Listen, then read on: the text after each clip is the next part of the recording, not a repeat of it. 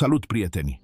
Astăzi vom descoperi secretul fascinant al firului roșu de la încheietura mâinii stângi. Știați că acest fir mic are o semnificație profundă în multe culturi?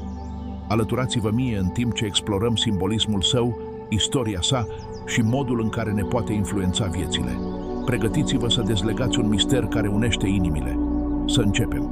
Există povești care ne bântuie, legende care sunt transmise din gură în gură, prin generații, până când devin parte a imaginației noastre colective. Una dintre cele mai persistente și poate cea mai misterioasă este cea a firului roșu. Nu este un fir simplu, ci un simbol ancestral, o amuletă, o promisiune. Se spune că firul roșu, legat în jurul încheieturii mâinii stângi, ascunde un secret atât de profund, încât, odată dezvăluit, te obligă să vezi lumea într-un mod cu totul nou. Nu este doar un accesoriu, este o cheie care deschide o ușă către cunoaștere care a fost păzită timp de milenii. Acest text este acea cheie. Și odată ce îl purtați, firul roșu nu va mai fi niciodată un simplu ornament. Firul roșu nu este doar o credință, este o tradiție spirituală cu rădăcini adânci în iudaismul mistic, în Cabala. Pentru cabaliști, firul roșu este o amuletă protectoare. Se crede că firul, legat în 7 noduri de o persoană credincioasă la încheietura mâinii stângi a altei persoane, creează un scut împotriva ochiului rău. Ochiul rău nu este un concept banal, este energia invidiei, a resentimentelor și a răutății, proiectată de la o persoană la alta. Conform Cabalei, această energie este atât de puternică încât poate aduce nenorocire, boală și eșec. Firul roșu acționează ca o barieră, un fel de paratrăsnet care deviază energia negativă înainte ca aceasta să poată pătrunde în câmpul energetic. Dar protecția nu este singurul scop al firului roșu. Se spune că este o reamintire constantă că, pentru a te proteja pe tine însuți, trebuie să cultivi compasiunea. Cabala ne învață că singura modalitate de a te proteja cu adevărat de ochiul rău este să nu invidiezi pe nimeni. Pentru că, dacă nu-i invidiezi pe ceilalți, invidia nu are cale de intrare în viața ta. Astfel, firul devine un instrument pentru creșterea personală. O reamintire că adevărata protecție vine din puritatea propriei inimi. Este un simbol al luptei constante de a fi o persoană mai bună, al bătăliei dintre lumină și întuneric, atât în interiorul cât și în jurul tău. Și de ce încheietura mâinii stângi? Conform Cabalei, încheietura mâinii stângi este partea receptoare a corpului. Prin această parte intră energia, atât cea bună cât și cea rea, în ființa ta. Legând firul de încheietura mâinii stângi, sigilezi acest punct de intrare, asigurându-te că doar energia pozitivă și norocul pot curge către tine. Partea dreaptă, pe de altă parte, este partea emițătoare, prin care trimiți energie în lume. Legând firul de încheietura mâinii stângi, te protejezi de energiile negative ale celorlalți, în timp ce partea dreaptă este liberă să radieze propria lumină în univers. Dar povestea firului roșu nu se termină cu misticismul evreiesc. Semnificația sa este împletită cu una dintre cele mai frumoase și romantice legende ale culturii chineze. În mitologia chineză se spune că un bătrân al lunii leagă un fir roșu invizibil de degetul mic al celor destinați să se întâlnească. Acest fir se poate întinde sau încurca, dar nu se rupe niciodată. Conectează două persoane care sunt destinate să fie iubite, indiferent de distanță, timp sau circumstanțe. Este un simbol al unui destin inevitabil, al conexiunii karmice dintre două suflete. Această legendă a firului roșu al destinului ne învață două lecții profunde. Prima este că dragostea adevărată nu este o coincidență, este o forță a sorții, o conexiune preexistentă care se manifestă în viața reală.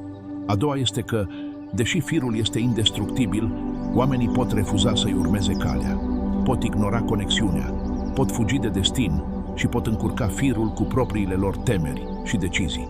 Legenda ne amintește că destinul nu este un lanț, este o invitație, iar alegerea de a accepta sau de a respinge această invitație este în mâinile noastre. Firul roșu în această interpretare este un simbol al speranței. Este o promisiune că undeva în lume, la un moment dat, există o persoană care este destinată să fie a ta. Este o reamintire că, chiar și în singurătate, nu ești singur. Ești conectat la o rețea a destinului, iar firul tău, deși invizibil, te leagă de un viitor plin de iubire și scop. Dar legenda firului roșu nu este doar despre dragostea romantică. Se spune că firul poate conecta oricare două persoane care sunt destinate să aibă un impact semnificativ asupra vieții celuilalt. Un profesor și elevul său, un prieten care devine familie, un mentor și ucenicul său. Este o metaforă pentru toate conexiunile semnificative care ne modelează, toate relațiile care ne învață și ne schimbă pentru totdeauna. Odată cu globalizarea și amestecul culturilor, simbolismul șnurului roșu a evoluat, căpătând noi semnificații în diferite tradiții spirituale și vindecătoare. În budismul tibetan, de exemplu, șnurul roșu este binecuvântat și legat în jurul încheieturii mâinii de către lamași pentru a oferi protecție și pentru a-și aminti jurămintele de compasiune. În tradiția hindusă, șnurul sacru, adesea roșu, este legat în timpul ceremoniilor religioase pentru a simboliza o conexiune cu divinitatea și pentru a marca un angajament spiritual. În aceste culturi, șnurul nu este doar o amuletă, ci o amintire tangibilă a unei promisiuni, a unui jurământ, a unei conexiuni cu sacru. Dacă vă bucurați de această călătorie în lumea șnurului roșu și doriți să aflați mai multe despre semnificația sa și despre cum vă poate afecta relațiile, nu uitați să dați like și să vă abonați. Mi-ar plăcea să vă aud părerile. Spuneți-mi în comentarii dacă ați folosit un șnur roșu și ce experiențe ați avut. Haideți să continuăm să descoperim împreună. În lumea modernă, unde ezoterismul și practicile de wellness personal au devenit populare, firul roșu a devenit un simbol al intenției. Oamenii îl leagă în jurul încheieturii mâinii ca un act de manifestare. Îi dau o semnificație personală, o dorință, un scop. Legându-l, își vizualizează intenția și au încredere că firul, asemenea unui far, va atrage energiile necesare pentru ca acea dorință să se manifeste. Actul de a lega firul devine un ritual, un moment de intenție conștientă. Nu este doar un nod, ci o afirmație. Fiecare dintre cele 7 noduri, conform tradiției cabalistice, reprezintă una dintre cele 7 sfere ale arborelui vieții și legându-le, infuzezi firul cu o intenție specifică: iubire, prosperitate, sănătate, protecție, înțelepciune, pace și fericire. Ritualul transformă un simplu obiect într-un talisman personal, încărcat cu puterea propriei intenții. Dar firul roșu are un aspect și mai profund, unul despre care se vorbește rareori. Nu este vorba doar despre atragerea norocului sau despre protejarea ta. Este vorba despre acceptare. Legându-l la încheietura mâinii, accepți că nu ești singur în univers. Accepți existența unor forțe invizibile, a unor conexiuni care depășesc ceea ce poți vedea sau atinge. Accepți că există un plan mai mare, un fir care te leagă de ceilalți și de propriul tău destin. Această acceptare te eliberează. Te eliberează de mitul că totul este o coincidență, de ideea că ești în derivă într-un univers lipsit de sens. Îți oferă un sentiment de scop, de conexiune, de apartenență. Și, la sfârșitul zilei, acesta este adevăratul secret al sforii roșii. Nu este vorba de sfoara în sine, ci de credința pe care ți-o insuflă. Credința că nu ești o insulă, ci un nod într-o pânză, un fir într-o tapiserie, o ființă conectată la tot ceea ce există. Sfoara roșie este de asemenea o lecție de impermanență. Tradiția spune că nu ar trebui să o scoți.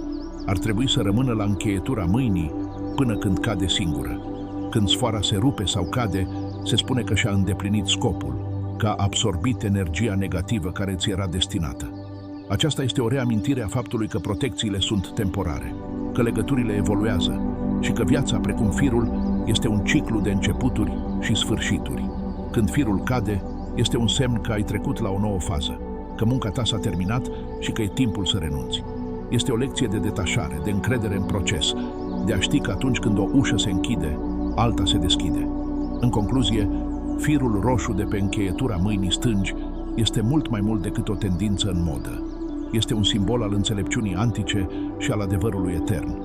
Este o reamintire a faptului că ești o ființă de lumină, conectată la tot ceea ce există, protejată de propria ta intenție și ghidată de un fir invizibil către destinul tău. Este o lecție de compasiune, iubire, protecție, speranță și acceptare. Este o promisiune pe care ți-o faci ție însuți că, indiferent ce se întâmplă, ești pe calea cea bună. Și purtându-l, nu porți doar un talisman. Folosește o declarație de credință în tine însuți, în univers și în puterea de neînvins a conexiunii. Firul roșu servește și ca o reamintire constantă a responsabilității personale. Oamenii caută adesea amulete și talismane în speranța că norocul le va veni fără efort. Dar firul roșu, în forma sa cea mai pură, te învață opusul. Te învață că firul este doar punctul de plecare. Adevărata magie constă în propria ta intenție și în acțiunile tale. Dacă legi firul cu intenția de a atrage prosperitatea, dar nu muncești, nu te educi și nu îți asumi riscuri, firul nu va face nimic. Este un instrument, nu o baghetă magică. Îți amintește că ești arhitectul propriului destin și că firul este pur și simplu un simbol al angajamentului tău față de acel destin. Este o ancoră vizuală care te obligă să fii conștient de energia pe care o emiți în lume și să acționezi în consecință cu vibrația înaltă pe care dorești să o manifestezi. În cele din urmă, cel mai profund secret al firului roșu este că nu este vorba despre obținerea a ceva, ci despre a fi ceva. Tradiția cabalistică subliniază faptul că universul răspunde stării tale de a fi, nu solicitărilor tale superficiale.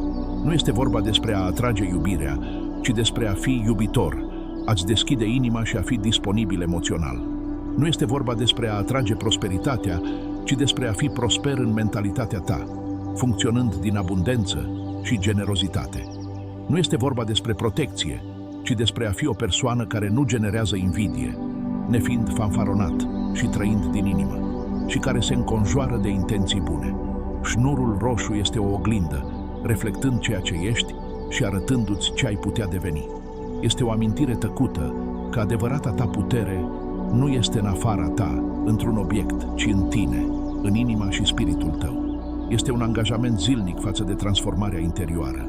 Șnurul va deveni un amplificator puternic numai dacă ești deja aliniat cu energia pe care dorești să o atragi. Este un jurământ de integritate cu tine însuți și cu legile universale ale cauzei și efectului. Și iată-l, prieteni! Acum cunoașteți secretul șnurului roșu de la încheietura mâinii stângi și semnificația sa profundă. Am văzut că nu este doar un talisman împotriva ghinionului, ci o amintire a responsabilității noastre de a fi cea mai bună versiune a noastră. Este un simbol al protecției, da, dar adevărata sa putere constă în conștientizarea pe care i-o dedicăm în fiecare zi. Dacă ți-a plăcut acest videoclip, nu uita să te abonezi și să apeși pe clopoțel pentru mai mult conținut despre simbolism și tradiții. Distribuie acest videoclip prietenilor tăi și spune-mi în comentarii ce înseamnă firul roșu pentru tine. Este un talisman sau o amintire a puterii tale interioare? Îl voi citi. Pe data viitoare.